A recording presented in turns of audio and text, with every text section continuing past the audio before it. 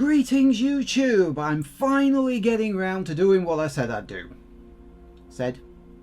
Threatened? I don't know, whatever. This is part 3 of my look at the PS5, and this time round I'm finally going to look at the thing that the PlayStation 5 is supposed to be for. Games. Before I do that though, there are technically 3 tiny questions I want the answers to. Questions that everybody else seems to have completely ignored. The first of which is, will it play a music CD? It's a very simple question, but I've heard nobody else of trying it. So let's give it a go. It sounds like it's moving bits of machinery around inside and it can't read the disc. Make sure it's not damaged or dirty and it's not inserted upside down. I'm pretty damn certain it wasn't inserted upside down, but just for my own peace of mind, no, it definitely wasn't in upside down, and how dare you suggest it was dirty. No disc in my entire room is dirty. How dare you insinuate such a thing? Let's try another one. Okay, so I've tried Queen on Fire, Live at the Bowl, I've tried Black Eyed Peas, The End, and I've tried The Essential Ozzy Osbourne. And Queen and Ozzy Osbourne have 2 discs in them each, so I've technically tried 5 discs and none of them work. I think it's fair to say that the PS5 does not play music CDs. You know, before I would have said that this is pretty much a foregone conclusion, and I kind of still do, but after the music CDs failed, I'm not so sure anymore. Will a DVD work? I mean, you'd think yes, but then again I thought a music CD would work.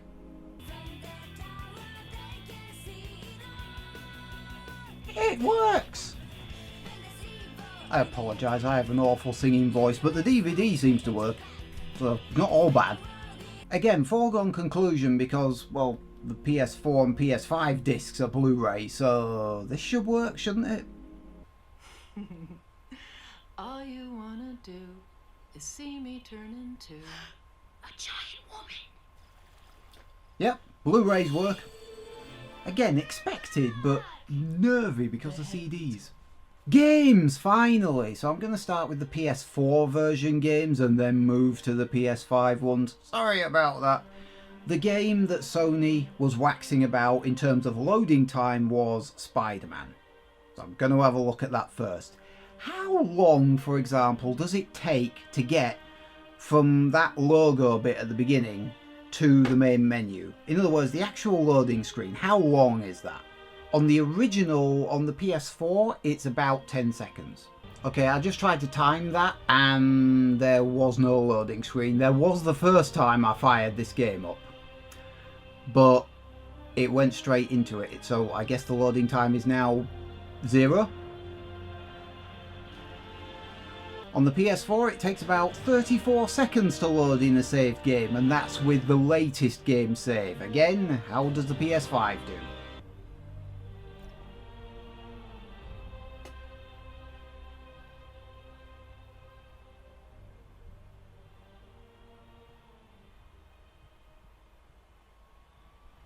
Check out that silent alarm at the auction house.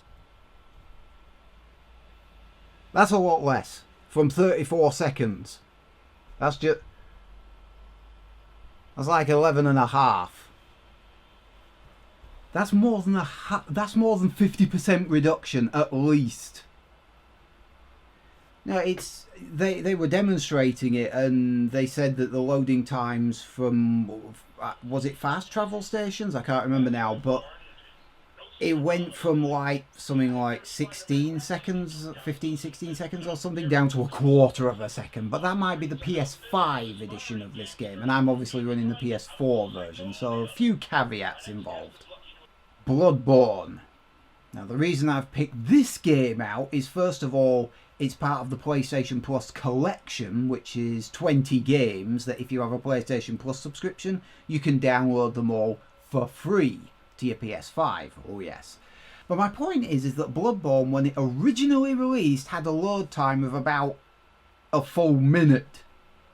And then they had to patch it and they brought the load time nearer down to like 30-35 seconds. Let's say 30 seconds. So if you drop dead in Bloodborne, which shouldn't be too difficult, how long does it take for you to respawn now?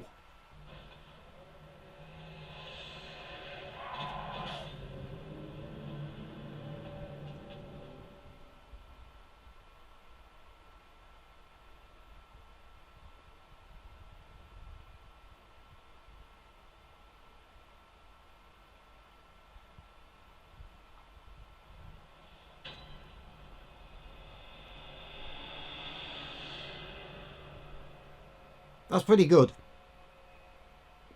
I mean, considering that the game used to be 60 seconds, and then on the PS4, as far as I'm aware, 30 odd seconds. That's been cut by more than half as well. I'm sensing a pattern developing here. But if you really want to test the new loading times of the console, I can think of no game better suited than Astroneer. Anyone who is a fan of this game will know exactly how long this game takes to load, to save, as well as the instability as you get further on into the game. As you mine more planets and do more shit, it used to be really bad. They've patched it since then, but the load times are still atrocious. Because to get to the main menu, there's actually, due to a quirk in how the game starts up, there's actually 2 loading screens.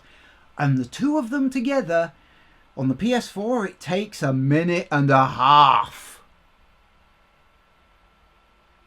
The first loading screen is 50 seconds, the second loading screen is 40. Just to get to the main menu.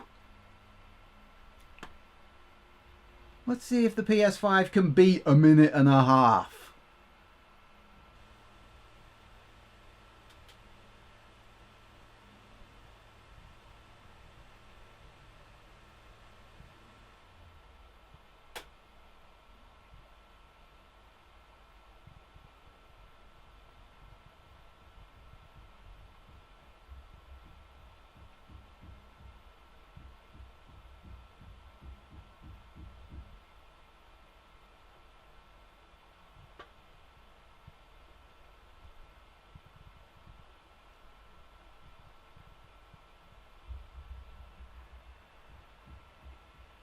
What?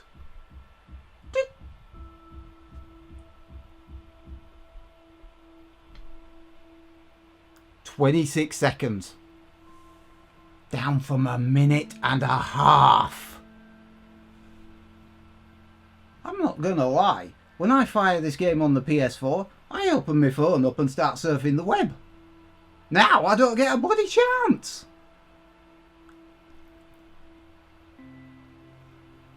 Guys, if you have Astroneer, install it on your PS5 and never look back.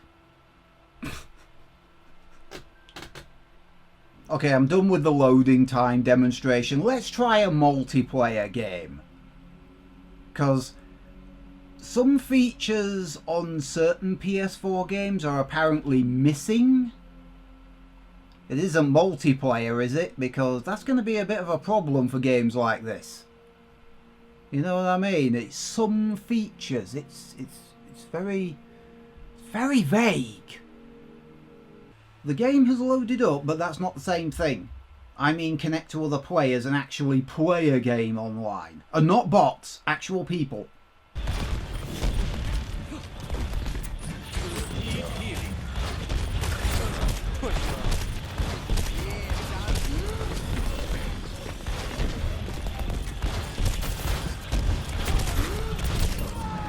Yep, I'm dead. It definitely works. Because there's no way they were bots. Bots are rubbish in this game. They suck. I can take out several of them single-handedly, you know what I mean? These are definitely players. And it works! It's like the console doesn't even acknowledge that it's, you know, the wrong console. Ooh, I got a loot box. Lucky me. White, white, blue, white. Not so lucky me. This next one I'm not quite sure what to expect. because it's Watch Dogs Legion. Now, this is the point where I start to talk about PS4 games getting free upgrades to the PS5 edition. It actually says so right there at the bottom of the box. The only thing is that recently, over the past 2 days or so at the very least, there's been a bit of a problem. Not just with Watch Dogs Legion, but also with Assassin's Creed Valhalla. Spot the similarity? Yeah, it's Ubisoft. So it's nothing to do with Sony, it's nothing to do with the console. It's Ubisoft. They're the ones. Apparently, some people have investigated this. Apparently, there's 2 versions of these games on the PlayStation Store. I don't know what they're talking about. But mine's the physical copy, so I can't exactly change it. Ubisoft is aware of the issue. But in theory, to upgrade the game from the PS4 to the PS5 edition, you take the PS4 disc and you put it in the machine. And this is when we find out whether it works or not, because up until yesterday it wasn't. No, it still isn't. I know it still isn't because... Right, this is something interesting on the system, because if a game is the PS4 version, it says like Watch Dogs Legion PS4. If, however, you're looking at the PS5 edition of a game, like Miles Morales, it doesn't tell you. It doesn't say PS5, it just says nothing. That's how you can tell the difference. SpiderMan PS4, Miles Morales, nothing. That's PS5. So Watch Dogs Legion PS4, if you want to change the version you're looking at, you go down, you go to copy, and some people have said you can click on the 3 dots and switch it. In my experience, you can't. I mean, I can't here. What I did is I selected where it says full game, Watch Dogs Legion's PS4 and PS5. Now, when I did this for Borderlands 3, it said free upgrade. Here it's asking me to buy it. Hence the glitch. So if you select that box, it takes you to the PS5 edition of the game. And now if I go up, well, I can't actually go up to the top because it's taking the menu out, but my point is that it's asking me to buy it. So the glitch still exists. Borderlands 3 in, and I've already done this one. I've already done this upgrade. Because I figured I'd test Borderlands 3 and then show you with Watch Dogs, and then Watch Dogs didn't work, so bang goes my plan. But anyway, right, that says Borderlands 3 PS4. That's what you get when you first put the disc in, because it's a PS4 game. However, I can now go down to where it says PS5 version, switch versions, and now it just says Borderlands 3 at the top. So this is the PS5 version. And again, I went across to the box on the right hand side and it said free upgrade. Obviously it doesn't now because I've already done it. But that's how you do it. You just pick the free upgrade on the side. And I've already done it with Borderlands, except for Watch Dogs and apparently Assassin's Creed Valhalla, which I don't have. Bit of an issue at the moment. As far as I'm aware, those are the only 2 games that are having that issue, and as I say, Ubisoft is aware of the problem. They just haven't solved it yet. Now, this problem only exists for certain European territories. It's important to say that, because most people have been able to do it. I haven't, because I happen to be in one of those certain European territories here in the UK. Yeah, it's a known issue. And speaking of which, let's have a look at Borderlands 3, which I haven't actually done yet. So I don't know what to expect. Oh god, this used to take for bloody ever. How many journeys do we think Claptrap is going to make across the bottom of the screen before the game loads? My bet is on 50.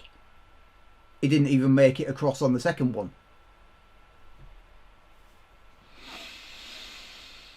Damn, that loading time's awesome. Woo! I engaged sprint and there was a slight vibration from the controller. This can't be happening. And some guns now include an alternate shooting mode. Try it out. Sorry, I just fired the gun and that was... Yeah. Do you know when I heard Sony talking about, you know, haptic feedback and adaptive triggers, I thought to myself, oh good, another feature like the touchpad. If you press and hold the trigger, it kind of stops, and it hasn't been up until now. It's just been, if you pull it further,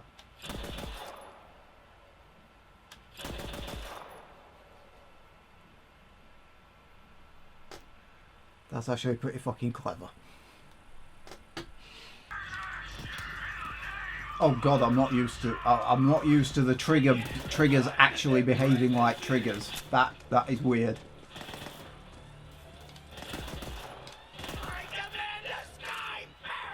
It's pretty damn awesome. The trigger actually has a biting point, is my point. Yeah, man. Can't be getting shot to pieces here. You will be alive yet.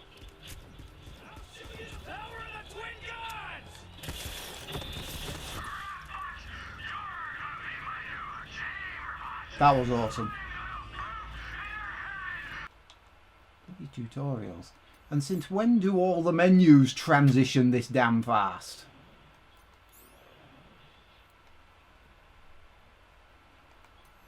Look at that. It's just changing. Because Borderlands, let's be honest, has always been rough around the edges. You know what I mean? If you've ever played any of the games, it never loads up this fast. Look at that.